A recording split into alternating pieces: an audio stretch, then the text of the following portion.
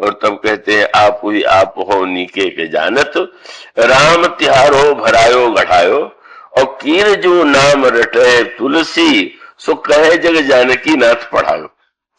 महाराज मैं तोता हूं, पर जानकी नाथ का पढ़ाया हुआ तोता हूं।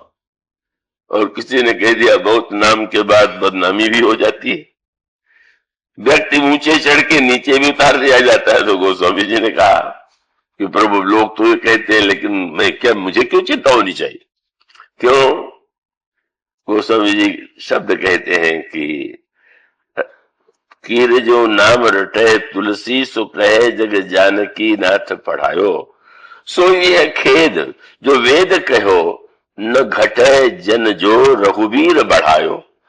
ग्रह दशा से बड़ा होता तो ग्रह दशा तो बदलती रहती, कोई बढ़िया दशा आ गई तो आप यश हो गया, कोई बुरे ग्रह की दशा आ गई, बोले यहाँ तो ये जो कुछ है वो बस मैं जो कुछ हूं वो तो आपका। और तब आप कहते हैं कि सो ये खेद जो वेद कहो, न घटे जन जो रघुवीर बढ़ायो, हो तो सदा खर को असवार, तिहारो ही नाम गेंद चढ़ायो। हम तो पुराने गधे के सवार हैं, दर दर भिक्षा मांगते थे, कोई खाने के लिए टुकड़ा भी नहीं देता था। अब अगर आपके नाम के प्रभाव से हाथी पर चढ़ गया तो उतारा जाएगा, तो आपकी नाम की महिमा उतारी जाएगी, मैं क्या उतारा जाऊंगा? मानो यह जो एक दिव्य आस्था है, जो कुछ है राम अनादि अवधपति सोई। आदि तो हम अपनी सुविधा के लिए मानते हैं, वह अनादि, वेद अनादि। इसलिए गोस्वामी जी जब कहते हैं कि मैंने अनुवाद किया, तो उल्टा अर्थ लेने वाले समझते हैं कि श्लोक में कोई रामायण थी और उसका उन्होंने अनुवाद कर डाला। और कुछ तो ऐसे बुद्धिमान पंडित निकले, कोई रणंजय सिंह थे पूर्व में, उनके यहाँ दरबार में कुछ पंडित थे, उन्होंने मिल करके पूरे रामायण को संस्कृत में बना डाला और फिर ये प्रचारित किया कि यही वो रामायण है कि जिसका अनुवाद तुलसीदास ने किया। क्योंकि उनको ये लगा कि जब तुलसीदास जी कहते हैं कि मैंने अनुवाद किया तो कहा है वो ग्रंथ, कहीं तो मिला नहीं, तो बना करके उन्होंने उलट करके उसको अनुवाद सिद्ध कर दिया। वस्तुतः राम हमारे लिए केवल एक व्यक्ति नहीं है, का केवल इतिहास का एक पात्र नहीं है, इतिहास है, क्योंकि त्रेता युग में वे प्रत्यक्ष रूप से आए और जो घटनाएं लिखी हुई है वो घटित हुई। पर इतना होते हुए भी वो तो अनादि है, पहले भी थे। इसीलिए मनु के सामने भगवान राम और सीता आते हैं और उनसे प्रार्थना करते हैं, मनु शत्रुपा, कि आप पुत्र बनकर के जन्म लीजिए। इसलिए एक सूत्र को आप समझ लें तो किसी व्यक्ति को अभिमान करने का कोई अधिकार है ही नहीं। शंकर जी का विवाह होने लगा, प्रारंभ में क्या हुआ? मुनि अनुशासन गणपति पूजो शंभु भवानी। मुनियों ने कहा गणेश जी की पूजा कीजिए, सुनने वाले ने कहा क्या लिख रहे हैं? विवाह हो रहा है, विवाह के बाद पुत्र का जन्म होता है और विवाह के पहले ही और पिता पुत्र की पूजा करे, अभी तो जन्म ही नहीं हुआ और उसके पहले भी आप कह दे कि पूजा भी किया। तो पुत्र माता पिता की पूजा करता है कि माँ और पिता जो है पुत्र की पूजा करते हैं? वो गोस्वामी जी का तो एक शब्द है, वही उत्तर है रामायण का, और वही उत्तर हमारी संस्कृति का। आजकल लोग जाने कहा खोज रहे हैं। मुनि अनुशासन गणपति पूजो शंभु भवान, को सुन संशय करे जनी सुर अनाद जाने।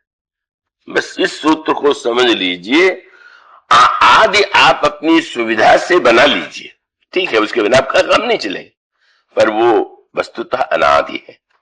और इस सत्य को जब व्यक्ति जान ले तो उसे स्पष्ट प्रतीत होने लगता है कि अगर व्यक्ति के माध्यम से कोई विशेषता प्रकट हो रही है तो माध्यम मात्र है, वो कोई उसका रचयिता निर्माता नहीं है।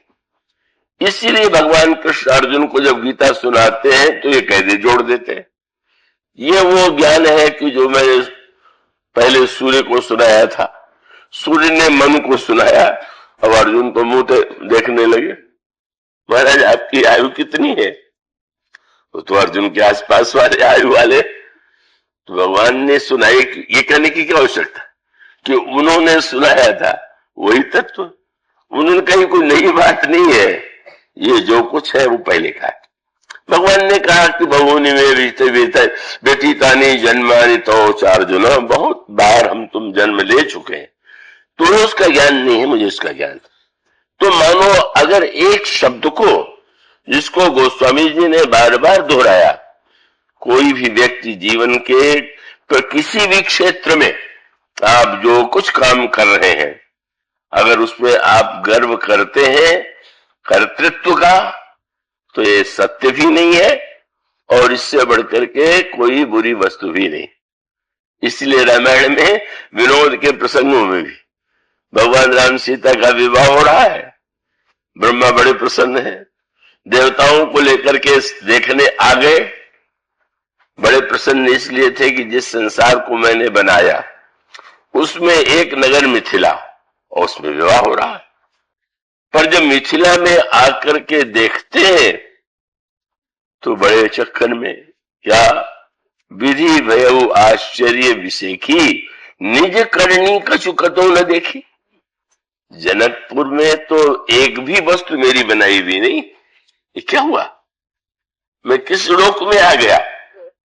मैंने ही तो संसार को बनाया।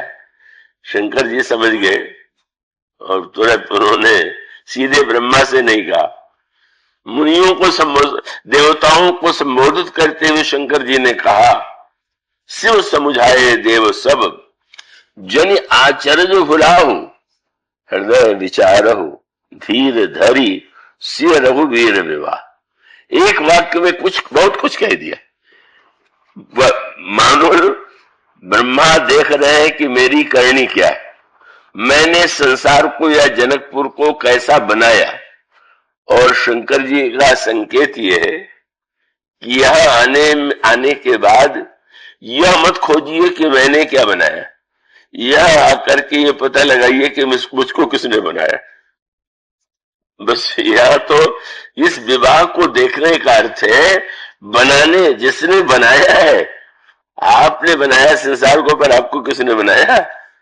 और मानो संकेत ये था, यह एक कर्तृत्व का जो अभिमान है वो व्यक्ति को हर क्षेत्र में, और आज तो उसी का बोलबाला है, कर्तृत्व अभिमान को ही गौरवपूर्ण स्थान दिया जा रहा है। ऐसा नहीं है कि अभिमान से व्यक्ति सफलता प्राप्त नहीं करता, उन्नति नहीं करता, पर अभिमान से प्राप्त की गई सफलता लौकिक हो सकती है, पर वो ईश्वर की प्राप्ति के लिए, परमार्थ सत्य के लिए, जीवन की पूर्णता के लिए पंच मात्र उपयोगी नहीं, अपितु बाधक है। तो मानो यह जो तुलसीदास जी महाराज की पंचशती है, जिनको जन्म लेते ही माता पिता ने छोड़ दिया अभागा समझ करके, और जिनके माता पिता की मृत्यु और सबकी मृत्यु होने के बाद जो भिखारी के रूप में द्वार द्वार भटकते रहे, क्या उन गोस्वामी जी ने उन श्री राम का आश्रय लिया, क्योंकि जिसका आदि है उसका अंत है, पर जो अनादि है वो अनंत है, और अनादि और अनंत है इसलिए सांसारिक माता पिता उनकी मृत्यु हो गई, पर जो अनादि और अनंत पिता है, अनादि और अनंत मां है, उन्हें उन्होंने पा लिया। मानो उन्होंने ये कहा कि संसार में इन्हें हम सम्मान देते हैं, महत्व देते हैं, पर अगर पिता के प्रति हमारा कर्तव्य है, माता के प्रति हमारा कर्तव्य है, तो जो जगत पिता है, जगन माता है, उनके प्रति हमें कृतज्ञ होना चाहिए। यही भक्त शास्त्र की मूल धारणा है। और वह श्री राम, उनका अद्भुत जो वर्णन है, उस वर्णन की चर्चा जो कल आपके सामने चल रही थी, उनके अनंत गुण हैं, और अनंत गुणों में प्रभु के यत्किंचित गुणों का वर्णन भक्तों ने, संतों ने, कवियों ने, महापुरुषों ने किया। गोस्वामी जी के श्री राम की विलक्षणता यही है, विशेषता यही, और इसीलिए हमारे लिए, आपके लिए वो परम आश्रय। परम आश्रय क्यों है? क्योंकि हम जिस युग के रहने वाले हैं उस युग के लिए हमारी स्थिति तो, हम सबकी स्थिति जो है वो स्वामी जी कहते हैं कि ठीक है। अगर आप सतयुग में रहते हैं तो बहुत अच्छा, त्रेता में रहते हैं तो भी अच्छा, द्वापर में तो भी चलेगा, पर कलकाल में अगर आप अनुभव करें तो उसका अर्थ है कि एक ऐसी असमर्थता की स्थिति। और आप गहराई से विचार करके देखें, गोस्वामी जी ने ऐसी जीवन की कला, जीवन का सत्य, जीवन के स्वस्थता के लिए जो चरित्र प्रस्तुत किया है वह आज भी हमारे लिए परम कल्याणकारी है। इसलिए कभी कभी समाचार पत्रों से मांग होती है, कभी दूरदर्शन वाले, कभी बौद्धिक गोष्ठी में। एक बार एक बौद्धिक गोष्ठी में कहा गया कि तुलसीदास की क्या प्रासंगिकता है इस युग में, तो मुझे हंसी आ गई।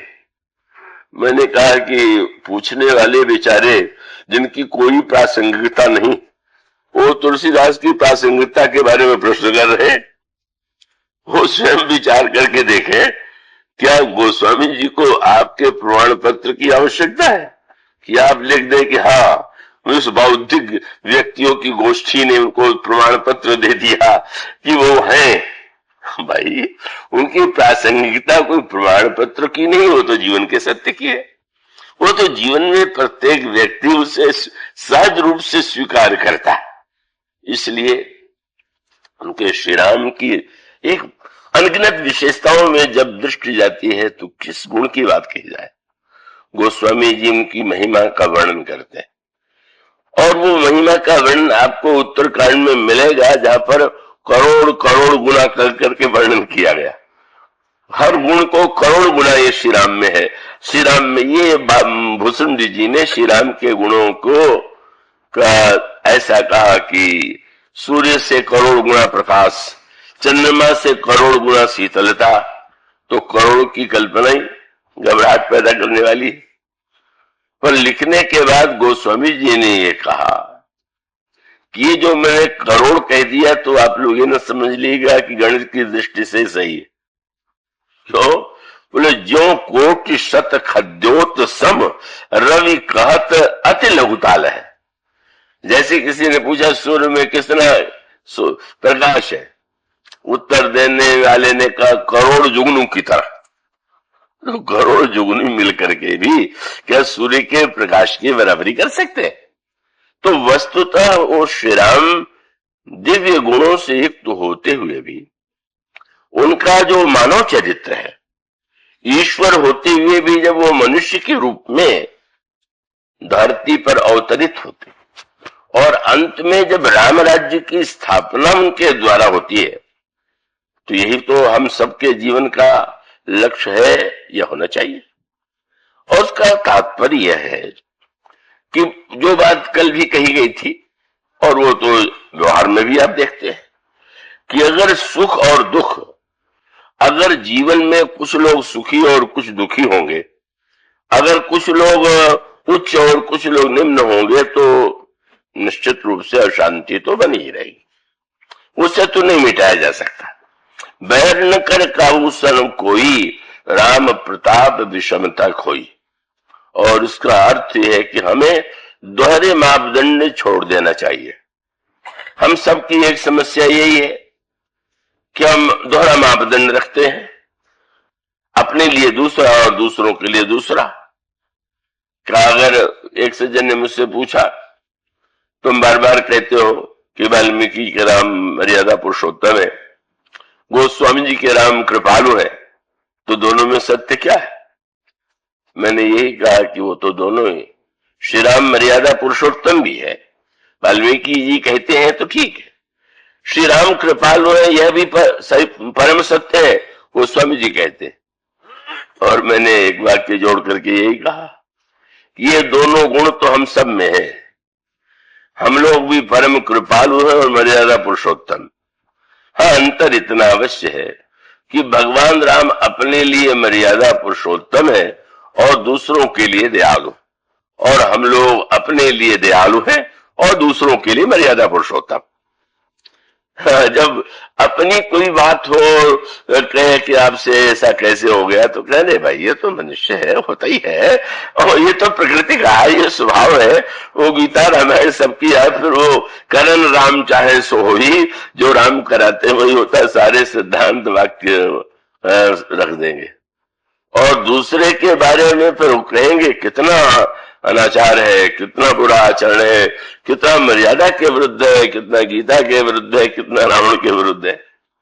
भगवान श्री राम की दिव्य महिमा ये, कितने प्रभु दिव्य, उनकी शक्ति और सामर्थ्य के लिए कोई शब्द भी कहना अपनी ही अल्पता का परिचय देना। वे प्रभु किस तरह से उनके अवतार का जो मुख्य उद्देश्य बना और जो राम राज्य की स्थापना का कारण बना, उसके लिए एक सूत्र गोस्वामी जी ने दिया है। मैं आशा करता हूं आप उसे एकाग्रता से, उन्होंने कहा प्रभु आपने अपनी लीला के द्वारा दो कार्य किए। क्या?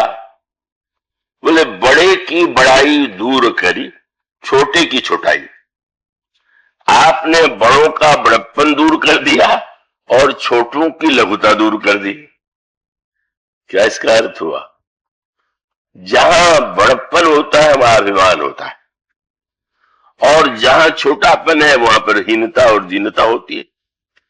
तो भगवान श्री राम के चरित्र की महिमा क्या है कि उन्होंने बड़ों से बड़प्पन का अभिमान दूर कर दिया और छोटों के जीवन में जो हीनता और लघुता की वृत्ति थी उसे मिटा दिया।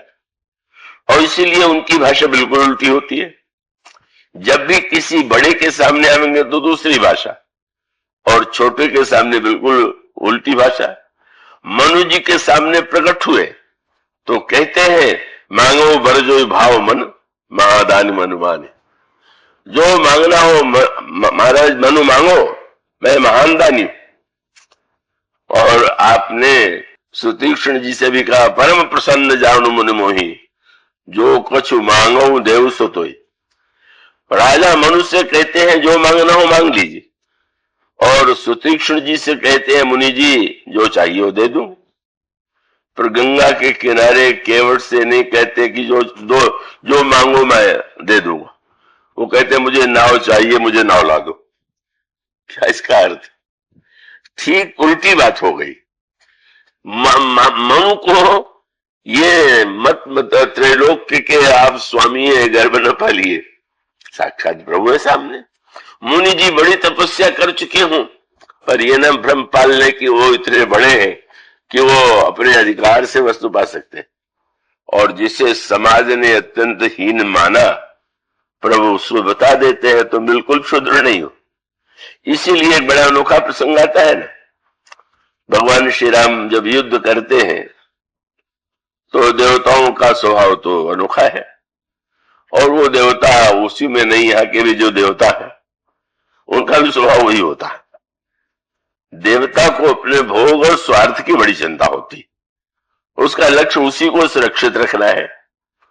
तो देवता जो होते हैं उनके स्वभाव पर गोस्वामी जी व्यंग करने में नहीं चूकते। समय होता है, अब रावण मारा गया और स्तुति करने आए तो गोस्वामी जी थोड़ा झुझला करके ये कहना नहीं बोले, आए देव। महाराज कुछ नाराज है क्या? बोले आए देव सदा स्वार्थी, पक्के स्वार्थी है। हाँ वचन कहे जनु परमारथी, जब बोलते हैं तो लगता है कि वाह बड़े परोपकारी है, पर पक्के स्वार्थी। तो देवताओं की मनोवृत्ति युद्ध में प्रकट हो गई। अब युद्ध हुआ तो भगवान राम बिना पादत्राण के कवच के लड़ रहे हैं, तो इंद्र को रथ भेजना चाहिए, पर इंद्र ने रथ नहीं भेजा। कई दिन बाद भेजा। क्यों नहीं भेजा? उसमें वही उनकी मानसिक दुर्बलता,